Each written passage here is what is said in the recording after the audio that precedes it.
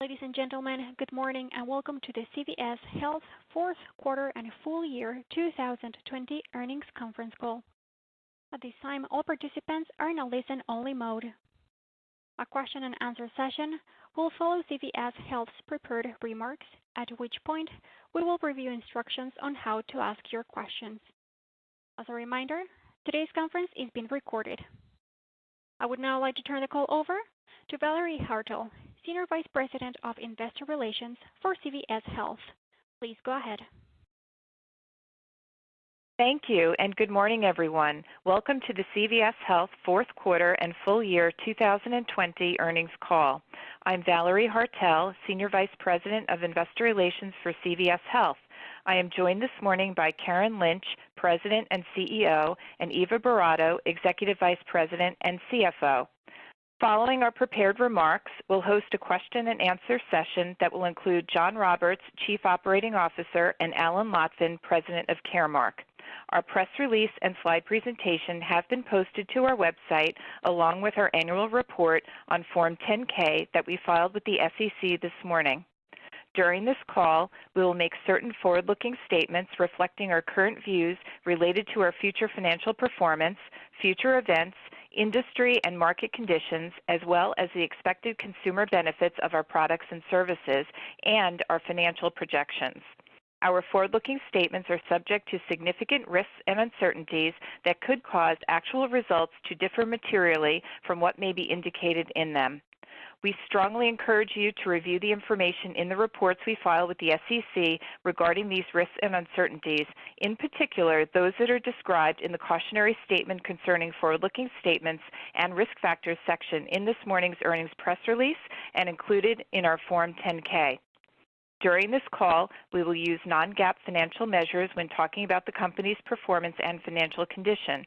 In accordance with SEC regulations, you can find a reconciliation of these non-GAAP measures to the comparable GAAP measures in this morning's earnings press release and the reconciliation document posted on the Investor Relations portion of our website. Today's call is being broadcast on our website, where it will be archived for 1 year. Now, I would like to turn the call over to Karen. Thank you, Valerie, and good morning, everyone, and thank you for joining our call today. Before we begin, I'd like to acknowledge Larry Merlot's leadership. He set a bold path for CVS Health to change the healthcare industry in this country. Larry did an incredible job bringing together our unique assets and establishing the foundation for our future. Our transformation over the last decade has enabled us to become the nation's leading diversified health services company. As one of the most trusted brands in America, our presence in communities across the country allows us to meet consumers where they are and become a bigger part of their everyday health. Our unparalleled capabilities, reach, and relationship with over 100 million people uniquely positions us to support them for every meaningful moment of health throughout their lifetime.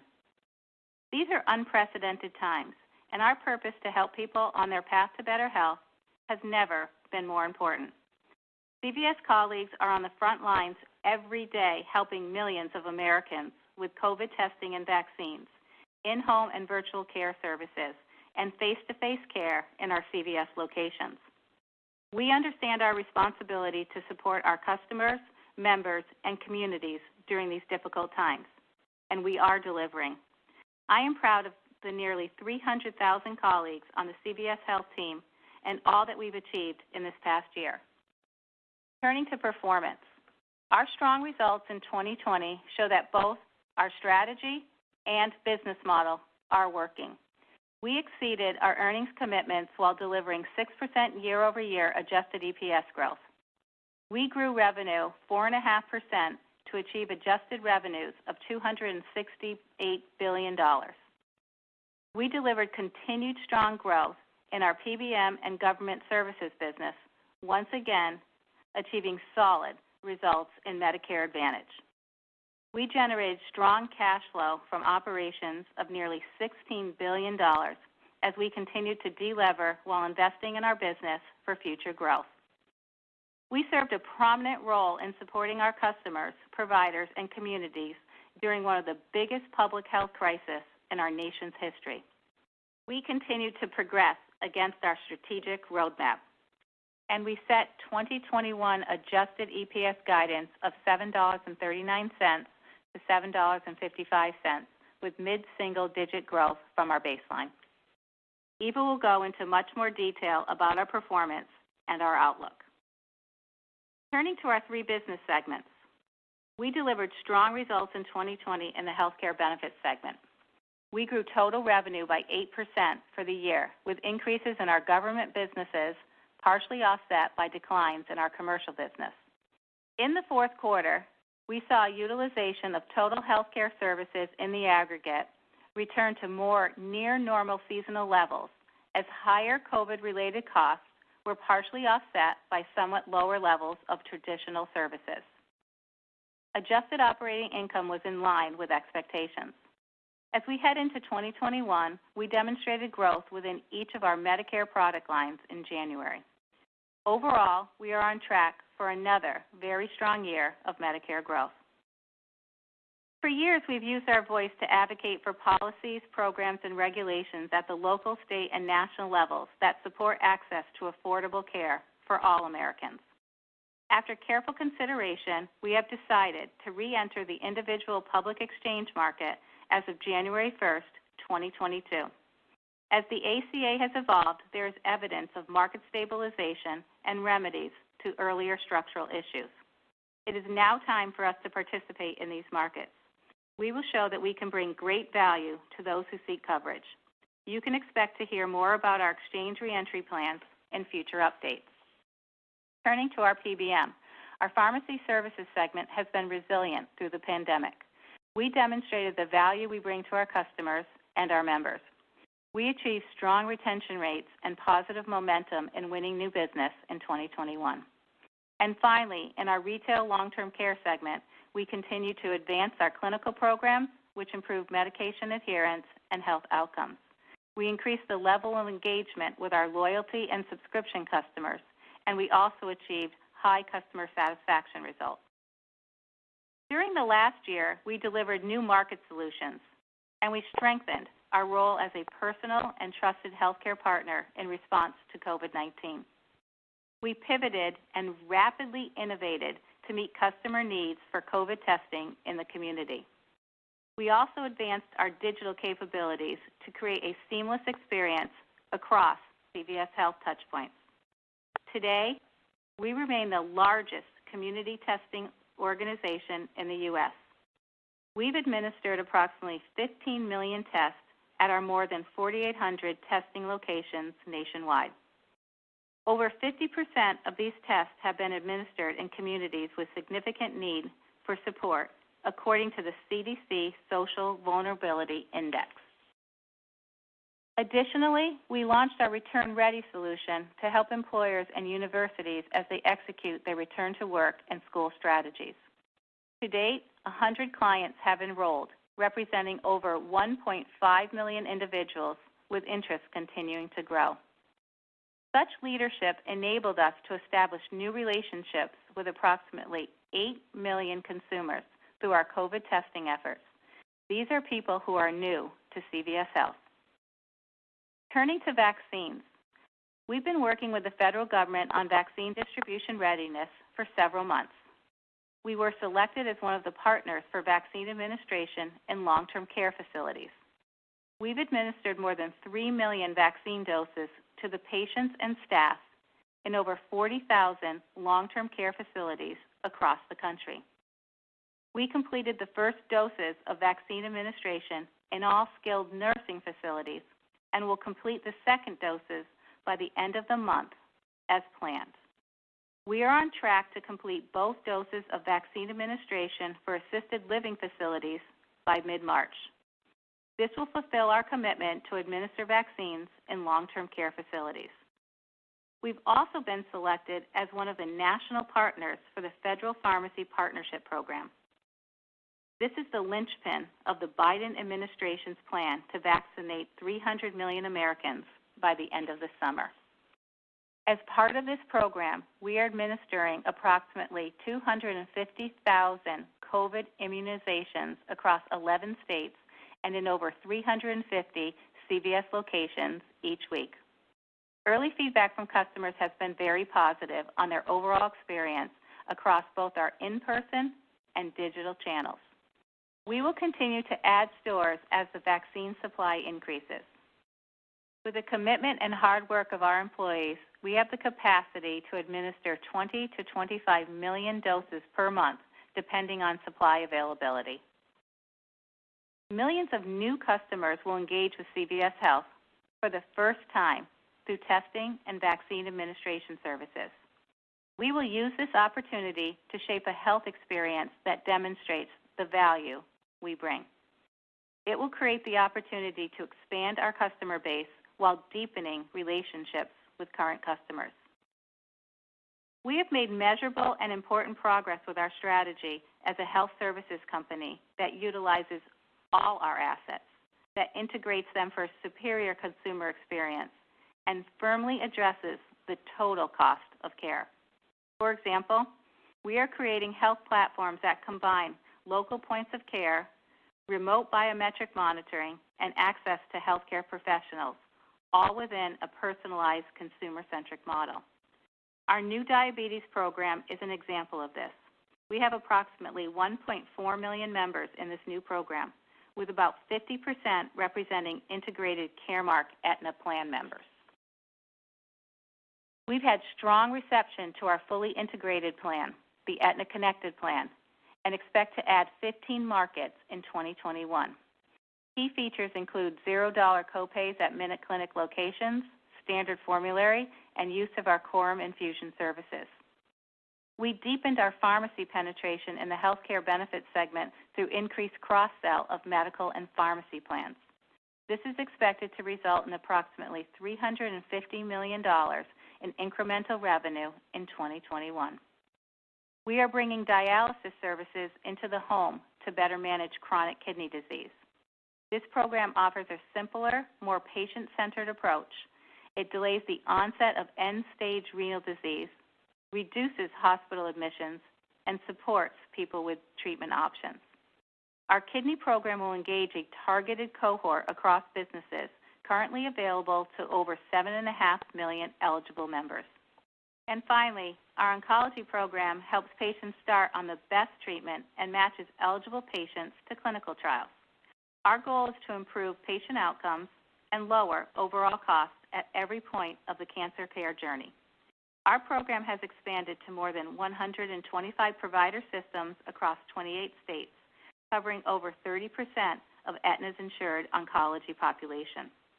As we engage consumers in addressing their most prevalent, costly, and complex health conditions impacting their lives, we are also concentrating on expanding access to affordable, quality care. We launched new medical benefit plans designed with low copay or no copay at MinuteClinics to offer broader access to care. We have approximately 6 million commercial and Medicare members enrolled to date. In our small group product, which was the first to adopt, we achieved 25% greater use of MinuteClinics, and CVS Pharmacy retail scripts increased from 30% to 65%. This continues to strongly demonstrate the value of bringing CVS assets together to support members across their healthcare needs. We continue to expand access through our integrated care delivery approach. We ended 2020 with just over 650 health hubs nationwide, including locations in underserved communities. Health hubs are one of many channels we have to engage with consumers for their health that also complement the traditional healthcare system. We continue to expand our virtual care capabilities. We launched our e-clinic service in our MinuteClinic footprint across 33 states and in the District of Columbia. Consumers are now able to interact with nurse practitioners for comprehensive virtual care in a convenient way. Through this offering, we can help customers with both episodic care and provide a longitudinal integrated care experience. We launched our Virtual First Primary Care program. Members engage with providers virtually. They are then directed to lower-cost, high-quality sites of care, such as MinuteClinic or other face-to-face in-network provider care settings as needed. We are delivering value by creating a superior system that is centered around the consumer, where they want and need health care.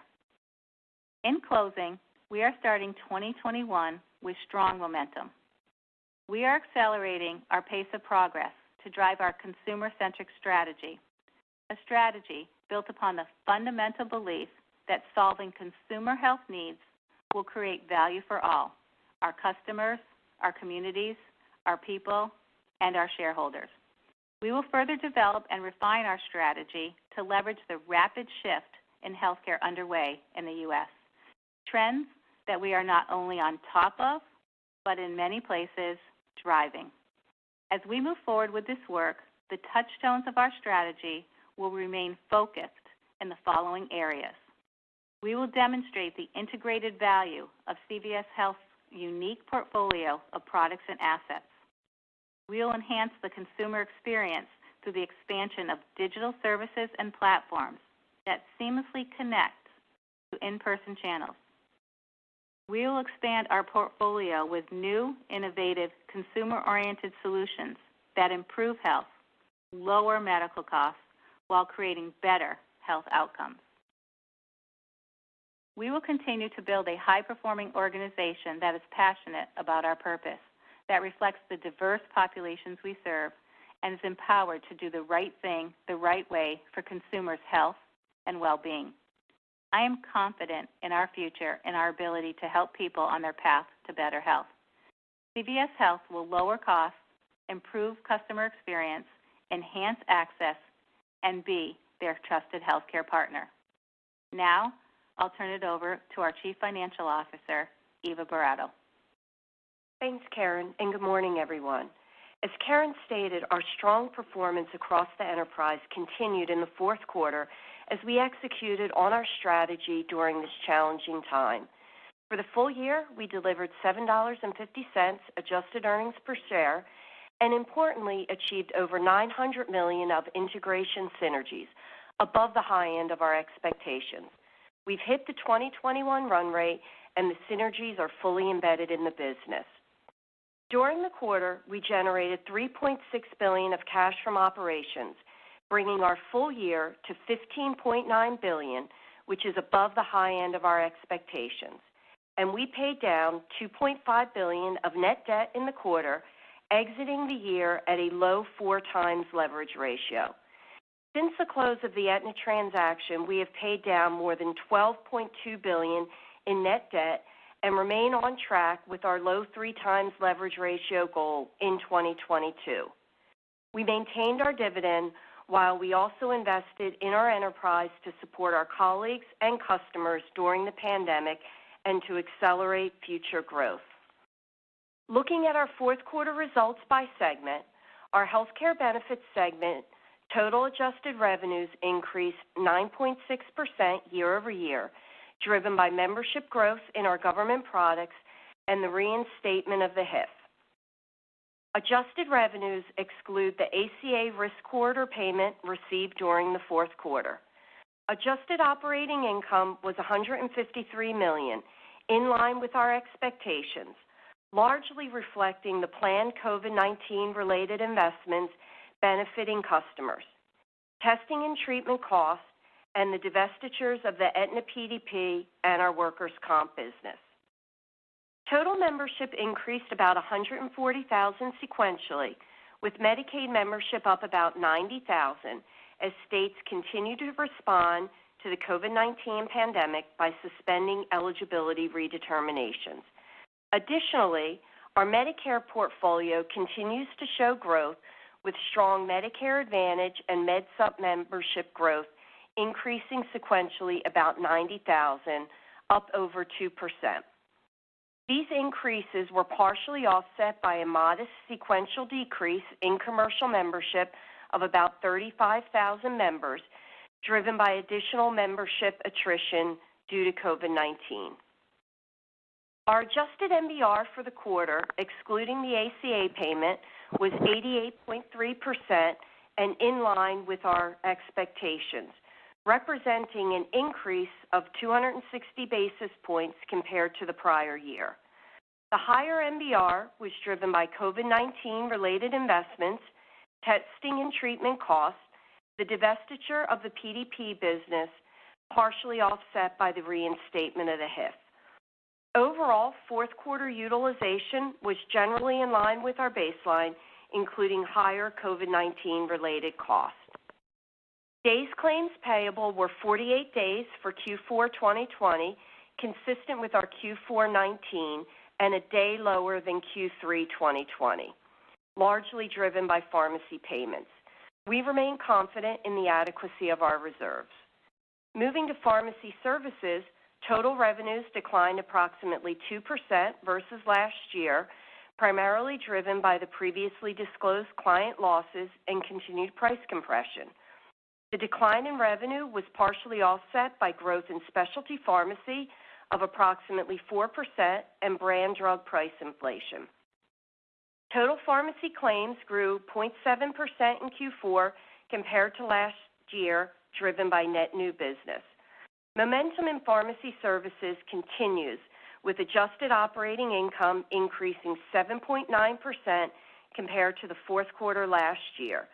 Improvements in purchasing economics and the ongoing benefit to our clients and CVS Health from several generic launches and our continued success with customers in managing specialty pharmacy continues to fuel the growth.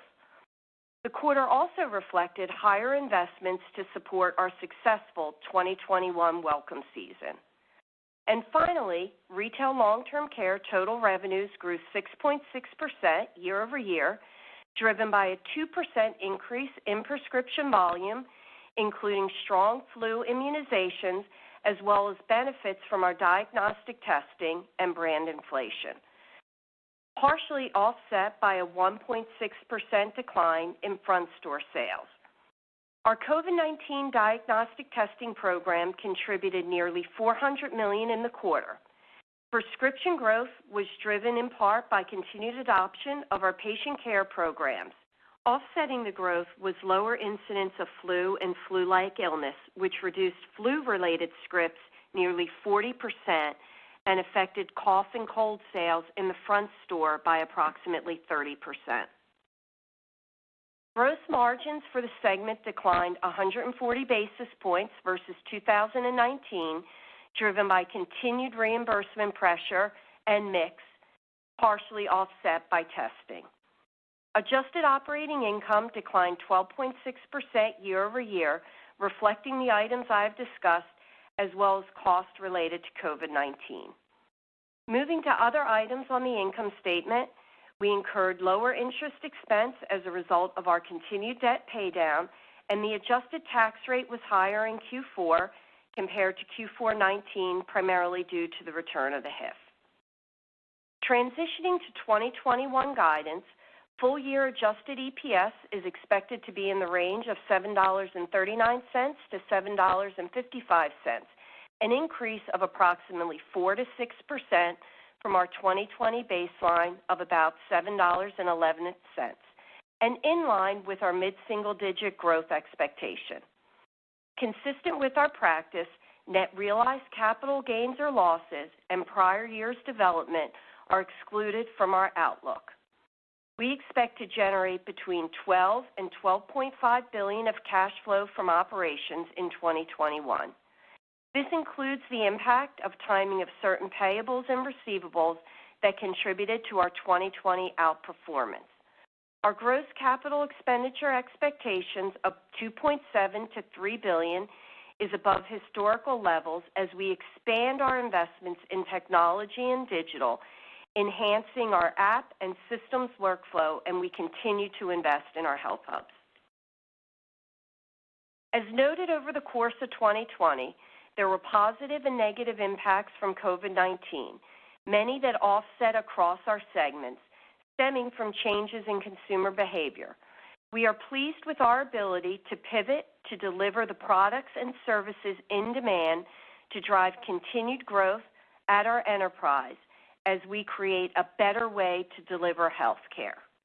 In 2021, COVID-19 is expected to have an immaterial impact on our adjusted earnings per share, As we have highlighted in our slides, COVID-19 is expected to have a benefit to the retail long-term care segment and have an unfavorable temporal impact to the healthcare benefits segment. Importantly, we will continue to drive our enterprise cost savings initiatives, which we expect to deliver between $900 and $1.1 billion, and will ramp as we move throughout the year.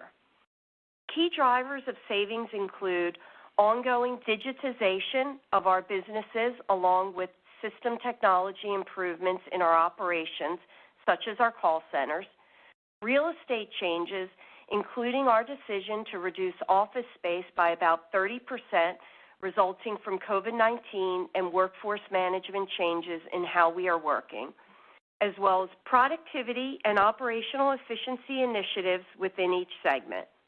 We expect consolidated full-year adjusted operating income to be in the range of $15.5 to $15.7 billion, with consolidated total revenues in the range of $276.1 to $280.6 billion, up 3 to 4.5%.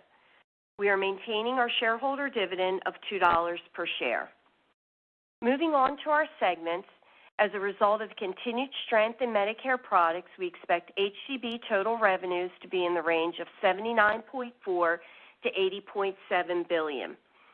Medical membership is expected to be between 23.2 and 23.6 million medical members at the end of 2021, fueled by growth in each of our Medicare lines of business.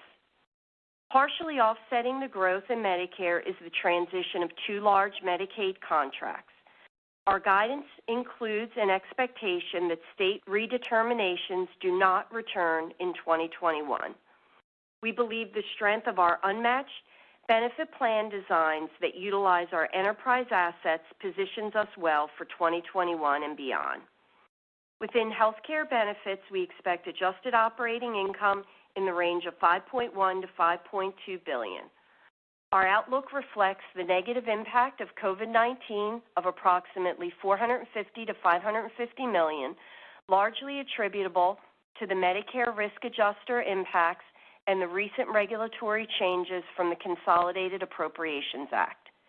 The removal of the HIF insurance fee, which we expect to decrease 2021 adjusted operating income by approximately $175 million, and strong growth in Medicare membership. Our full-year MBR is expected to be approximately 84.7%, plus or minus 60 basis points, which reflects the return to more normal levels of utilization, the removal of the HIF, lower risk-adjusted revenue, and mix shifts in our business. In pharmacy services, we expect total revenue to be in the range of $144.5 to $147 billion, driven by strong net new business of $3.3 billion, continued growth in specialty pharmacy, and brand drug inflation in the mid-single-digit range. The 2021 selling season is largely complete, and we maintained a strong 98% retention rate with gross wins of $4.9 billion. Adjusted operating income is expected to be within the range of $6 billion to $6.1 billion, driven by continued growth in specialty and our ability to drive further improvements to purchasing economics, partially offset by industry-wide price compression. Turning to retail long-term care, we expect revenue of $93.8 to $95.1 billion. We expect strong adjusted script growth in the range of 7.25 to 9.25, driven by the continued successful execution of our patient care programs, expected return of provider visits, and COVID-19 vaccinations. We expect front store traffic will increase as we move throughout the year. We expect adjusted operating income to be in the range of $6.6 to $6.7 billion, benefiting from continued pharmacy volume growth and approximately $400 to $500 million from COVID-19. The benefit from COVID-19 reflects the positive impact of vaccines and testing-related revenues, net costs associated with these programs, partially offset by the adverse impacts of front store and pharmacy. and our continued investments in COVID-19 related protocols. Operating income growth also continues to be unfavorably affected by reimbursement pressure. Moving to other income statement items, we expect interest expense of about $2.6 billion, benefiting from the paydown of our debt and our liability management actions. And our effective tax rate is expected to be approximately 25%, reflecting the repeal of the HIF. Finally, we expect quarterly earnings cadence to be fluid over the course of the year, but let me share some perspectives on Q1. Q1 is expected to be the lowest earnings quarter for the year. In retail long-term care, lower traffic in the front store and lower script volume has persisted into January, in part due to the weaker flu season. Q1 is also impacted by investments to advance our vaccine program. Healthcare benefits is expected to have higher earnings in the first half of the year and the lowest in the fourth quarter. Cost savings initiatives across our segments are expected to ramp over the course of the year. In summary, we continue to deliver on our financial expectations and are confident in our ability to achieve the 2021 guidance we outlined today. We are making progress toward driving sustainable long-term growth. As Karen mentioned, we are accelerating aspects of our consumer-focused strategy to meet the consumer's health needs of the future. Before opening it up for questions, I would like to take a moment to thank Valerie for our work here in Investor Relations. I am disappointed to see Valerie leave over the next month, but am grateful for the advancements that Valerie made during the time she was with CVS Health. I wish Valerie the best of luck in her next venture. Now let's open it up to questions. At this time, if you wish to ask a question, please press star 1 on your touch-tone phone. You may remove yourself from the queue by pressing the pound key. In the interest of time, we ask that you please limit yourself to one question and one quick follow-up. And we will take our first question from Lisa Gill with J.P. Morgan. Please go ahead. Thanks very much. I hope you can hear me okay. Karen, I just wanted to go back to the comments that you made around virtual first primary care. So can you maybe just help me to understand a little bit better, one, just the number of people that you have enrolled in that program today, and then secondly, when you think about that virtual first primary care, is it virtual, then they come into the Minute Clinic? How's the physician network set up there? I just want to better understand, how that program's working and how many people you were able to enroll for 2021. Hi, Lisa. Good morning. On the virtual care, this is a program that we started with one of our large national accounts. Essentially, what we're doing is they select a virtual primary care physician. They interact first with that virtual primary care doctor, and then if that person needs to be seen, what they do is they send them first, our hope is to the Minute Clinic, and that's kind of the way we've contracted, and then if there needs to be other in-network providers, then they would refer them there. But their first interaction would be with this virtual primary care. It is in pilot, and so, with our large national one customer, and our expectation is that we'll continue to roll it out as we go forward. Can you give us any idea of what the cost savings is to that commercial client versus kind of a traditional program as we think about potential interest around these kinds of things? It's a little too early to tell, but we are expecting lower cost savings, and that's when we're pitching it to the national account customers. We've seen lower costs with primary care physicians being virtual, but a little early to tell at this point. Okay, great. And then just my follow-up would be for Eva around what you have in the guidance for vaccines. I heard the comments around 250,000 per week at this point, but the capacity for 20 to 25 million per month. What do you actually have in the guidance that you gave us today? Good morning, Lisa. Thanks for the question. I'll start with as you look at the retail long-term care segment guidance and the prescription growth of 7.25 to 9.25. I would think about the vaccines contributing about 2 to 3 percentage points of that growth. Obviously, it's fluid, Lisa. It'll depend on supply availability and the selection of CVS Health. But as Karen said, we're ready to do 20 to 25 million per month. As you think about the profitability of the vaccine, Lisa, I would say for the vaccinations that we'll administer in our stores, the EBIT contribution similar to a flu vaccination. And as we've worked through long-term care, the profit contribution from that program is pretty de minimis. As you know, it was a complex process requiring multiple visits to the site, and with lower individuals there to vaccinate, overall the costs were higher. So I would think about that as de minimis. Okay, great. Thanks for the comments. We will take our next question from Robert Jones with Goldman. Please go ahead. Great. Thanks so much for the questions. I maybe just to follow up on the $400 to $500 million benefit, just one point of clarification. Is that off of the ex-COVID baseline? So we expect the $400 to $500 in the retail long-term care facility to be on top of the $7.11 at the enterprise level. And then I guess just more importantly, as we think about the year 2021, this COVID-related benefit, could you maybe just share a little bit about how you're thinking about the other underlying assumptions returning back to normal or closer to normal as we get through the year?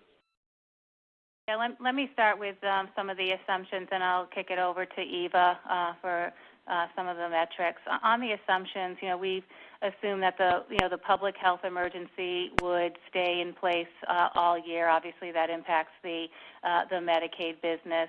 Relative to utilization, we have modest assumptions for deferred utilization, in the first quarter or so, and then we're assuming that we head back to a normal baseline. As we ended the year of 2020. We had near normal baseline levels of utilization. Obviously, COVID had an impact on that. So as you think about the year, think about some very modest deferred utilization, but returning to normal levels on the utilization front. Eva? Yeah, Bob, and your question on the retail side of the business, the $400 to $500 million COVID-related benefit, I would think about that across a couple of categories. One is the continuation of testing while cases remain elevated, to the benefits from our vaccination program, offset by obviously the incremental costs that we will incur. At the enterprise level, as I said, COVID is de minimis as you look at the impacts on the HCB side, as Karen just outlined, and the impacts on the retail long-term care side. Got it. And then I guess just a quick follow-up, Karen, an interesting decision to re-enter the individual markets for 22. Maybe if you could just share a little bit more about the decision process there, and then, as you think about year one, how many geographies and markets might you be targeting? Yeah, so, we've been studying the individual market for a while. What we decided, it's obviously stabilized over time. Some of the remedies have been put in place. Clearly there's a, big market, 10 to 15 million people that we aren't participating in today. We view that, the combination of the insurance and the CVS Health assets gives us a unique opportunity to put a competitive product into the market. It will be our first branded CVS Health Aetna product that we put into the market. And relative to the number of markets, we still haven't finalized those, so more to come when we talk in the second quarter. Great. Thanks so much. And we will move next with Ricky Goldwasser with Morgan Stanley. Please go ahead. Yeah, hi, good morning. So Karen, you talked about in the third quarter and today again about the Aetna members that have zero copay access to the health hubs. Can you just maybe give us an update of what percent of members have that, and any early, I know it's been kind of a 6 weeks, but any early indication is how these members are using that benefit? Yeah, Ricky. So, we now have 6 million Aetna members that have the zero copay, no-cost copay benefit. We put it into the Medicare business this year as well, so that we went from 4 to 6 as we turned the corner on 2021. We have seen where our small group business had adopted this copay early on. We've seen an increase in Minute Clinic visits of about 25% from that cohort of individuals. So it is an indication that people are, using Minute Clinic, are interested in using it with that copay design. So that's the number. That's the 6 million is where we are, and we'll be able to watch that throughout the year. And as a follow-up, just on the PBM business, if you can just give us a little bit more color on just kind of like the selling season, and you talk in the prepared remarks about a change in the business mix in 2020, into 2021. So how should we think about business mix up for renewal and opportunities in the marketplace for 2022? And what are the key new products that that are selling this year and you think will continue to into next year? Ricky, first let me just comment on PBM. We're very pleased with our integrated approach with the PBM and the healthcare side. As I mentioned in our opening remarks, we have $350 million of incremental revenue. That has been a focus for us to drive integration. The PBM business had, as Eva said, 98% retention and about $4.9 billion of new sales. So we're quite pleased with the performance of the PBM business. And let me turn it over to Alan, who can give you more details around the products and the services that we're selling. Yeah, hi, Ricky. Thank you for the question. So just with respect to what's resonating in the market, I think there's a couple of key points. So one is the most important thing to our customers right now is the management of specialty, and we've continued to advance in that area and separate ourselves from the pack and differentiate with a series of products, whether it's things that connect us digitally to our customers, whether it's things that connect us digitally to our provider groups, and also, as was mentioned earlier, better management of oncology.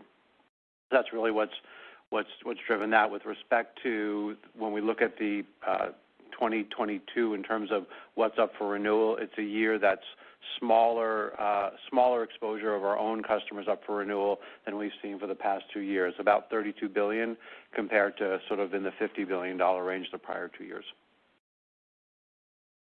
Thank you. And we'll take our next question from Charles Rhyee with Cowen. Please go ahead. Yeah, thanks for taking the question, guys. First question, Karen, I think you talked about in the diabetes management program, you have about 1.4 million members, and you said about 50% of them was sort of representing Caremark, Aetna, integrated members here. Can you talk a little bit more about, I guess first, is the 50% represents Aetna's fully insured members, and the others are ASO clients that are participating in this? And, what kind of data have you seen in terms of maybe cost savings, by going through this approach?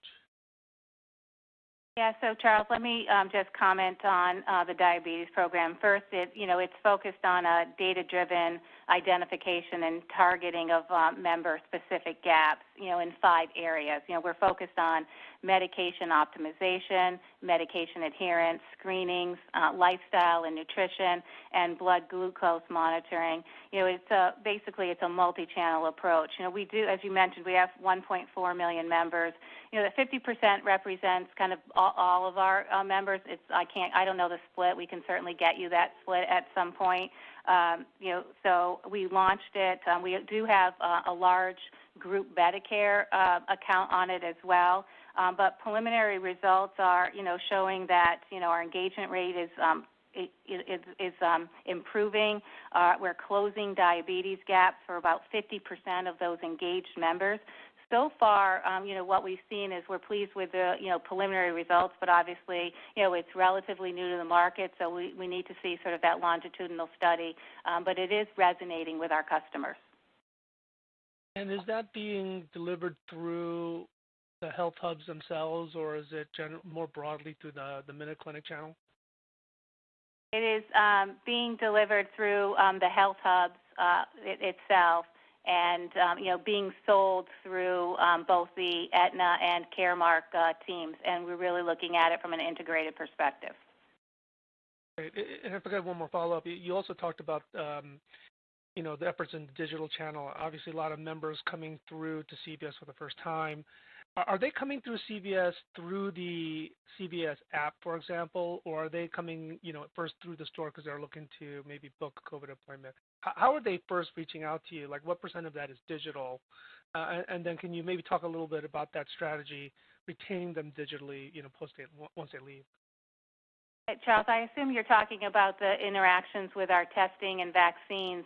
All of our customers are coming in digitally. They're required to, make an appointment and it is all a digital experience.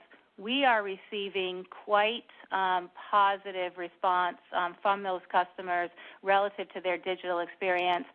Clearly we also have phone capabilities for people, when they don't have those digital experiences, but most of our customers are coming in digitally. I'm very pleased with the level of results we're getting from our digital team and the experience that our customers are having. We've received such positive response in comparison to others as they've been trying to get appointments elsewhere, and our systems have been incredibly stable.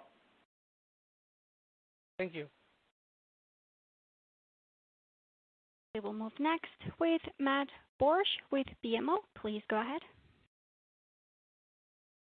Thank you. Just a question on your outlook for utilization this year. I gather you're expecting some deferral early in the year and then really normal utilization after that. Are you projecting that we'll see much sort of pent-up demand or catch-up? And if not, what are some of the factors that influence your view there? Hi, Matt. Hi, Karen. How are you? So let me just comment on pent-up demand and acuity. We are not projecting high levels of, pent-up demand. We think that system capacity will constrain, the use in the healthcare system. I would also tell you that we have spent a lot of time this year reaching out to our members to close gaps in care. So we have been very specifically targeting individuals that have diabetes, pregnant moms, so that we are reaching out to them, so that we were connecting them virtually, that we were connecting them to services, so that we could not sort of have that acuity occur over the long periods of time. Obviously, we probably didn't catch everyone, but if there's a huge pent-up demand, that could have an impact. But I think the system will constrain it, obviously. Oh, that makes sense. And if I could, as a follow-up, how did things go with commercial enrollment with the large counts coming into the new year? I'm sorry, Matt, I didn't hear you. I'm sorry, I was just asking a follow-up about the large account retention and enrollment coming in for on the health HCB side coming into January 1. Relative to commercial membership for 1/1/21, essentially, the pipeline was, not as strong as we had anticipated. We did have solid retention. What I would tell you, it would, assume it was flat for national account membership. Great. Thank you. And we'll take our next question from Michael Cherny with Bank of America. Please go ahead. Good morning. Want to dive in a little bit further and maybe on a more overarching basis on some of the digital investments that you're making. Karen, either you've sprinkled some of the thought process that you have with regards to the primary care first, with regards to some of the other components. As you think about especially the step up that you have in digital spend and some of the strategic investments you're making, what type of timeline are you giving yourself to measure the success of those, and how are you thinking about the hurdle rate in terms of the conversion factors that you need in order to judge them to be successful or not? Yeah, thanks for the question. As you would imagine, we are investing more in our digital capabilities, clearly to demonstrate that seamless experience for in-person connections connected to our digital capabilities. As we look at the return on investment, that give us some time to do that. Clearly, to stay competitive, to be in the market, we really do need to enhance those digital capabilities either through our virtual first, primary care, or our digital capabilities for our retail locations, our testing and vaccines. We are trying to make the seamless connection across the consumer experience. Today, our consumers interact with us through the healthcare segment, through the pharmacy segment, through the retail segment, and we really want to make sure those connections are seamless across all our segments so that consumer can engage with CVS Health once and feel that experience as a CVS Health. Let me turn it to Eva. She can talk about our returns. Yeah, thanks for the question, Mike. I think just to give you some examples and add on to what Karen said, we did a thorough kind of review of our technology and decided to accelerate in a few areas. And it is all about improving the customer experience while reducing costs. So I'll highlight a couple of examples for you. First, we're deploying intelligent agents across our call centers, and we utilize this technology at the outset for our COVID vaccine scheduling. And what we've been able to see is the deployment of this technology took 70 to 80% of the calls out of our stores and the call centers. So real meaningful impact in a very short period of time.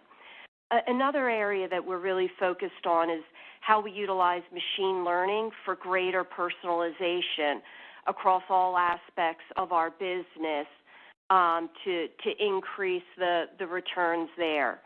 So we'll continue to evaluate and look at the returns and invest and learn here to drive the business forward. Thanks. And if I could just ask one more quick one on the vaccine side, I appreciate all the color you've given around your current pacing. As you think about that rough contribution on the script side relative to the vaccines, how much of that's dependent on some of the new molecules coming to market? Is that dependent on having J&J and having some of the other ones, or is that built in on what the current dynamic is in terms of what's available and what you're able to dispense? Our current allocations are based on what the government has currently. As we think about ramping up for the rest of the year, it is dependent upon the vaccines, the J&J getting approved. We anticipate that will get approved.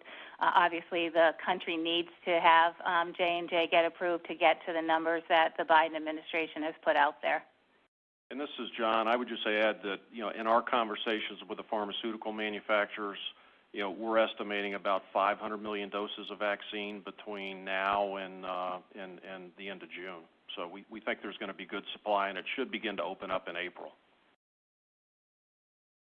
Great, thanks.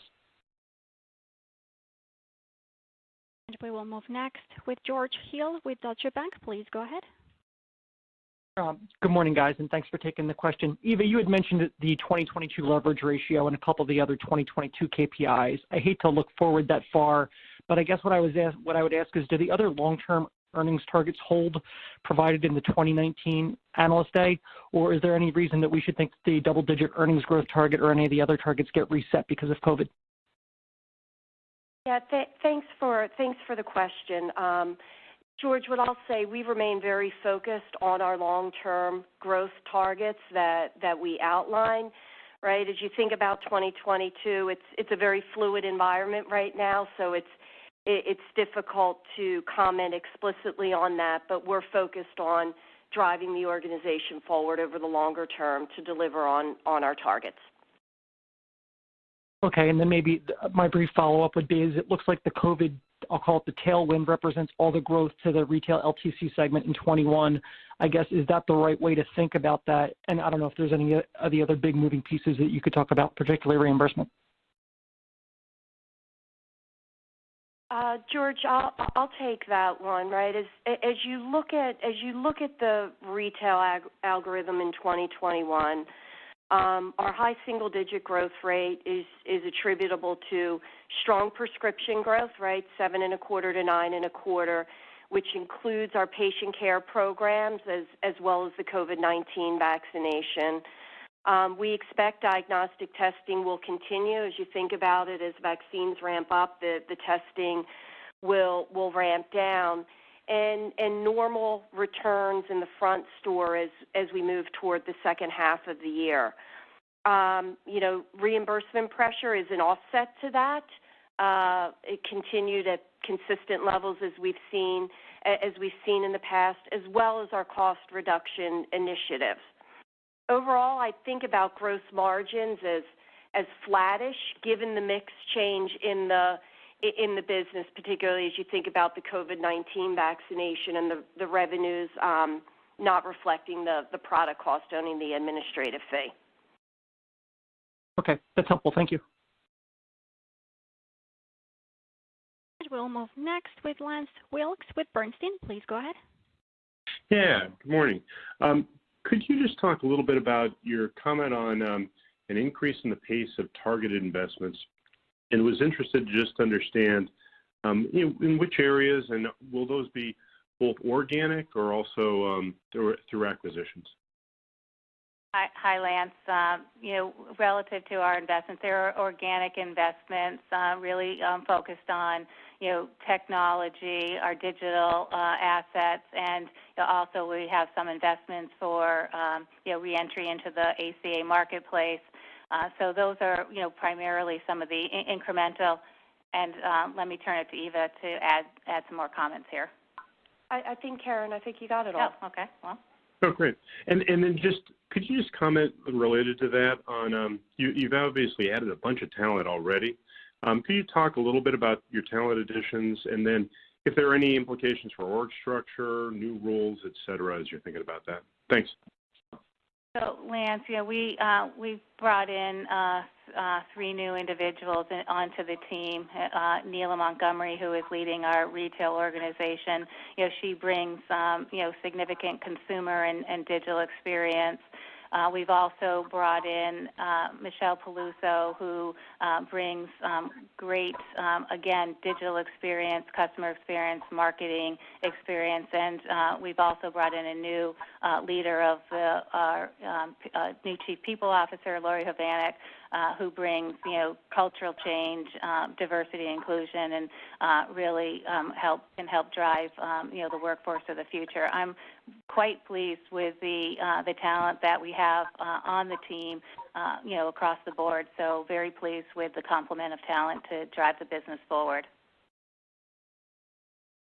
Great, thanks. Operator, we have time for one more question. And we'll take our last question from A.J. Rice with Credit Suisse. Please go ahead. Thanks. Hi, everybody. Just maybe ask about the Medicare Advantage outlook. I know CMS is out this morning with the February numbers. It looks like year-to-date you're up 6%. Could you give us maybe a little flavor for where you think that'll land over the course of the year? And I know in your 10-K filed this morning, you're talking about increasing costs of medical care and CMS local and national coverage decisions. Sort of begs the question of where do you think MA margins are going to go this year? Hi, AJ. Let me just take a step back. So I think it's important to look at our Medicare business as a portfolio of products. And we have grown in January in each of the products in our Medicare portfolio. So if I start with Medicare Advantage, as you mentioned, the new files are out. We're pleased, with the year-over-year growth of, double-digit growth on a year-over-year basis. We have made progress in our group Medicare Advantage business as well. We're growing in January. We've also, as part of our strategy, saw a large commercial to group MA conversion. You would have saw that in the files this morning as well.